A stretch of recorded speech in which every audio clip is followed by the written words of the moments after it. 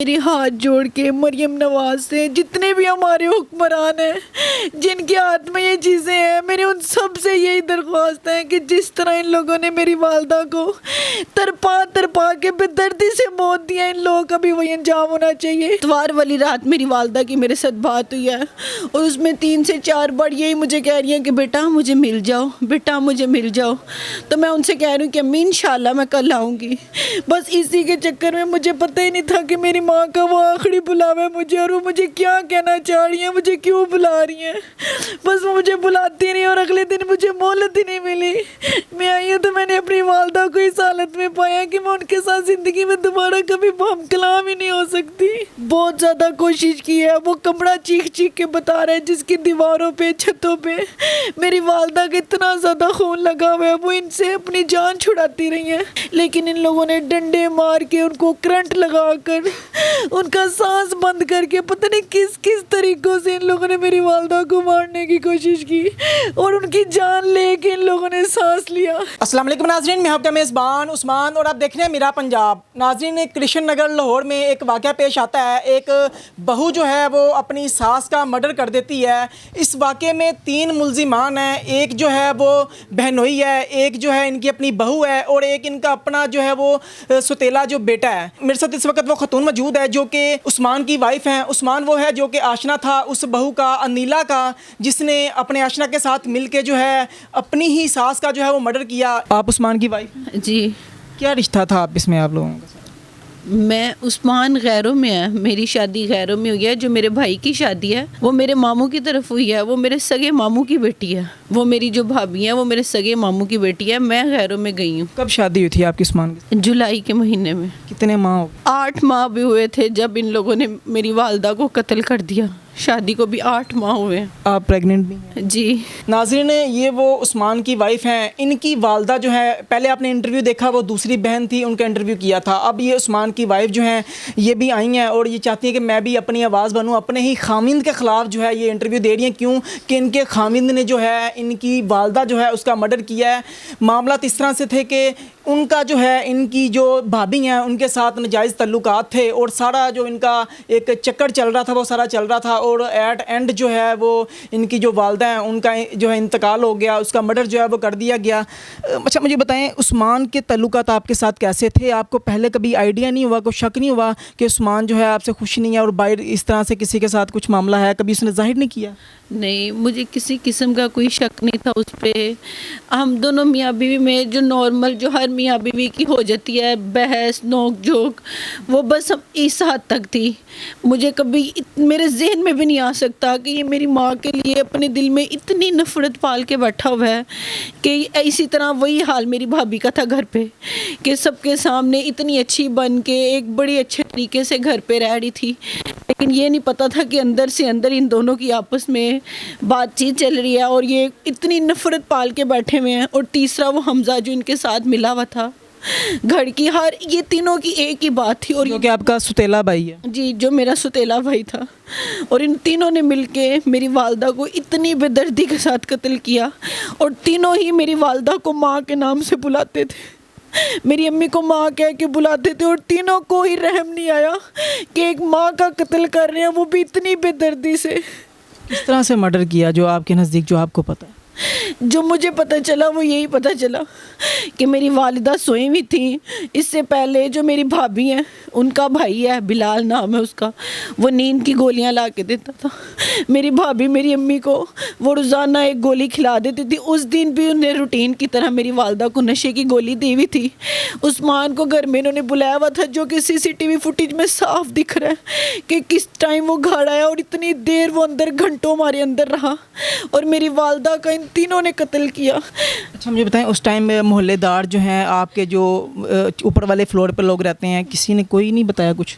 بعد میں سب نے یہی کہا کہ آپ کی والدہ کی چیخو پکار پورے محلے نے سنی ہے۔ اوپر والے کہتے ہیں ادھر تک ہم نے دیکھا ہے کہ آپ کے جو شوہر ہیں، آپ کا جو بھائی ہے، وہ آپ کی والدہ کو گھسیٹتے ہوئے ساتھ والے کمرے میں لے کے جا رہے تھے، اور آپ کی جو بھابھی ہے وہ دروازہ زور سے کھینچے ہوئے تھی کہ میری والدہ ان کے ساتھ اپنے آپ کو چھڑا کر یا اپنے آپ کو بچا کر باہر نہ آ جائیں۔ وہ باہر سے پکڑے ہوئے تھی اور ان 2 درندوں نے اندر میری والدہ کو دبوچا ہوا تھا۔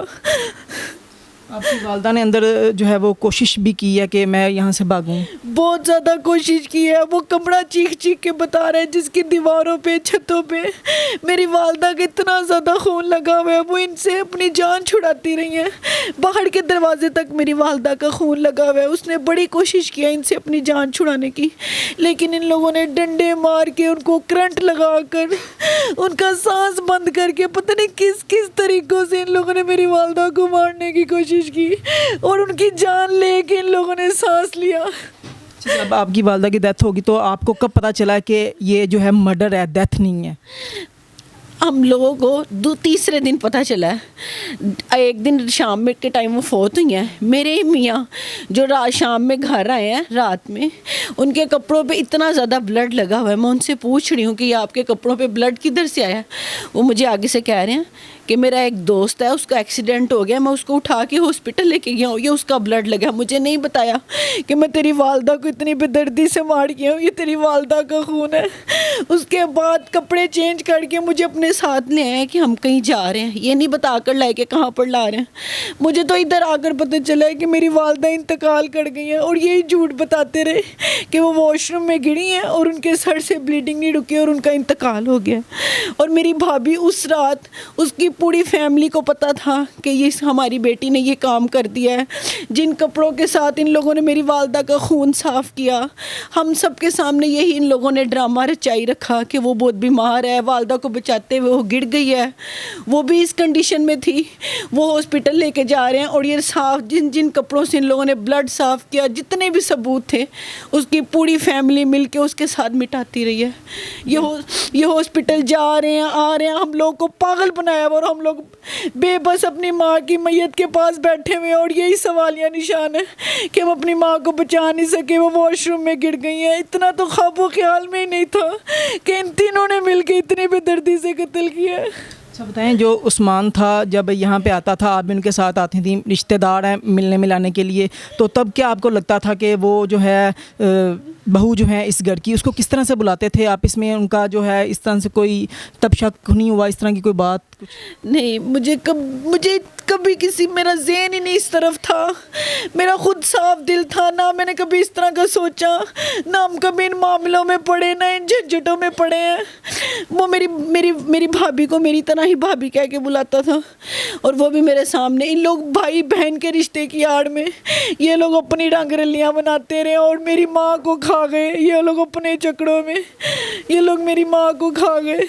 اچھا, جو آپ کی والدہ تھیں انہوں نے کبھی بیٹیاں ہوتی ہیں نا, بیٹیوں کسی کو بتا دیتے ہیں کیونکہ وہ راز رکھا جاتا ہے, تو کبھی بتایا نہیں آپ لوگوں کو کہ اس طرح کا معاملہ چل رہا ہے, یہ ساری چیزیں ہیں؟ نہیں, ہمارے ساتھ کبھی بات نہیں کی. اگر کر دیتی تو کاش آج میری والدہ زندہ ہوتی.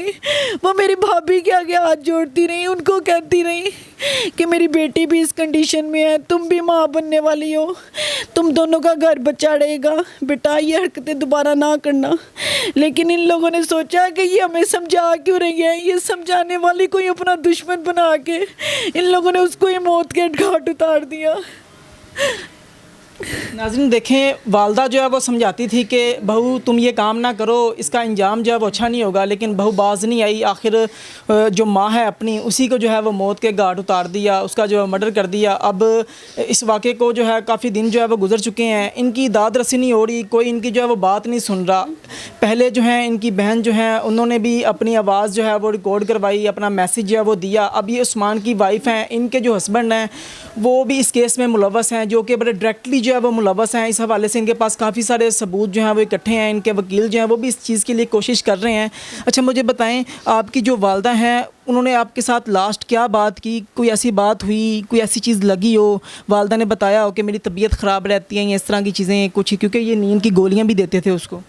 نہیں, میرے ساتھ تو میری والدہ کی 4-5 دن سے کوئی بات نہیں ہوئی تھی, کسی قسم کی کوئی بات نہیں تھی. اتوار والی رات میری والدہ کی میرے ساتھ بات ہوئی ہے, اور اس میں 3 سے 4 بار یہی مجھے کہہ رہی ہیں کہ بیٹا مجھے مل جاؤ, بیٹا مجھے مل جاؤ. تو میں ان سے کہہ رہی ہوں کہ امی انشاءاللہ میں کل آؤں گی. بس اسی کے چکر میں مجھے پتہ ہی نہیں تھا کہ میری ماں کا وہ آخری بلاوا ہے مجھے, اور وہ مجھے کیا کہنا چاہ رہی ہیں, مجھے کیوں بلا رہی ہیں. بس وہ مجھے بلاتی نہیں, اور اگلے دن مجھے مہلت ہی نہیں ملی. میں آئی ہوں تو میں نے اپنی والدہ کو اس حالت میں پایا کہ میں ان کے ساتھ زندگی میں دوبارہ کبھی ہم کلام ہی نہیں ہو سکتی. नाज़रीन, ये दर्दनाक वाक़या लाहौर कृष्ण नगर के इलाके में पेश आता है। एक जो बहू है वो अपनी सास का मर्डर करती है। अब मुझे बताएं, आखिर में आप किन से रिक्वेस्ट करना चाहेंगी? आईजी पंजाब हैं मरियम नवाज़ जो हैं वो बड़ी एक्टिव हैं और ख़वातीन के लिए बड़ी आवाज़ उठाती हैं, क्या अपील करना चाहेंगी आप? मेरे हाथ जोड़ के मरियम नवाज से, जितने भी हमारे हुक्मरान हैं जिनके हाथ में ये चीज़ें हैं, मेरे उन सब से यही दरख्वास्त है कि जिस तरह इन लोगों ने मेरी वालदा को तरपा तरपा के बेदर्दी से मौत दिया, इन लोगों का भी वही अंजाम होना चाहिए।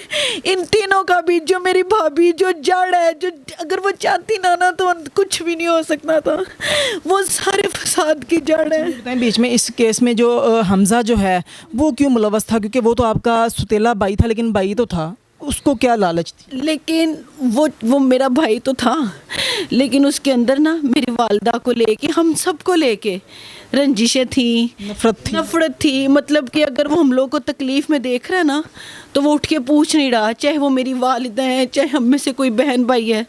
हम उसको ना सिर्फ इस हद तक देखते थे कि शायद ये गांव में रहा है, इसकी ना सोच वैसी है, इसके अंदर ना एहसास नहीं है।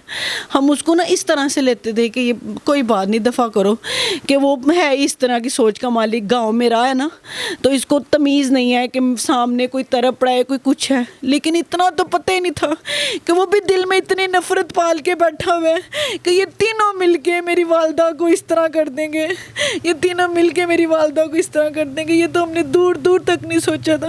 अब हमजा का कह रहे हैं, मैं अपने शोहर का नहीं सोच सकती थी, जो जिसके साथ जिसके मैं निकाह में हूँ, जिस पे मैंने इतना यकीन किया, उसको ज़रा शर्म नहीं आई कि मेरी बीवी किस हालत में है। ज़िंदगी में पहली दफ़ा वो माँ बनने वाली है, मैं उसके साथ क्या कर रहा हूँ, मैं किस मौक़ों में उसको दुख दे रहा हूँ, कुछ नहीं सोचा उस इंसान ने।